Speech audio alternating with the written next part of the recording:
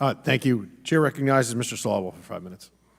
I want to thank the activists who have stayed in this fight for gun safety, reasonable gun safety, and thank you for showing up today. I'm also sorry that you were targeted earlier. The same people that want to have you arrested and put in jail want to go to the D.C. jail this week to take the January 6 terrorists out, if you can believe that or not. Probably shouldn't be surprised that this hearing has deviated to include Hunter Biden's laptop.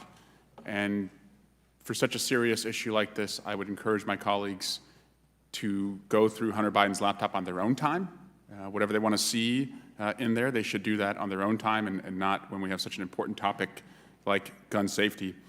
I also have to just say, though, as the son of a police officer and a brother to 2 police officers, I'm a little surprised, especially growing up in a Republican family, that my colleagues have abandoned the position I've long known them to hold, which is to defend and protect the police. And instead, they have brought here a witness who said, "Fuck the cops."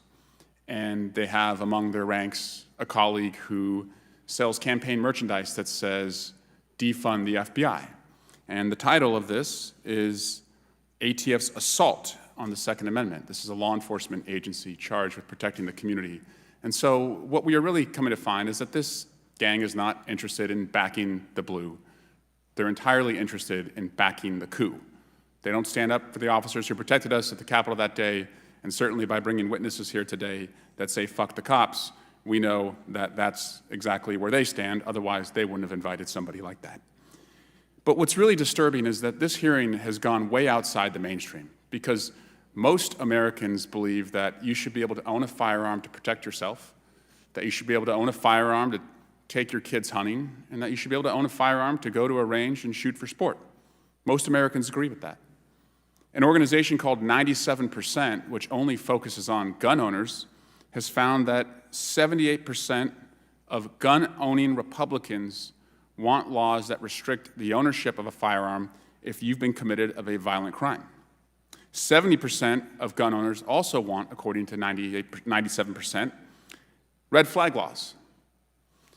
Most of us live in the great big center where we think that we can protect our kids and protect the Second Amendment. What we're seeing here today is just chaos. They don't want solutions. They want chaos. They want to attack the people who are charged with protecting our community. And also, I always thought Republicans were, the self-proclaimed protector of free markets.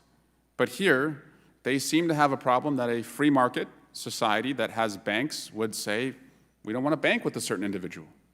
They had no problem when, in a free market, a baker said, I don't want to make a cake for a gay couple. Never stood up for that guy. But they're here to stand up for someone where a bank said, we don't want to do business with this particular client. I do want to ask you, Mr. Wilcox, if you wanted to respond to Mr. Jordan when he said and suggested the ATF does not meet with gun manufacturers and sellers. Do you have a response to that? I think the ATF has an open door policy, both to the regulated industry and to interested members of the community.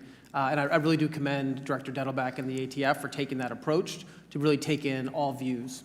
And I agree, they should do that. They should have open dialogue with manufacturers and sellers.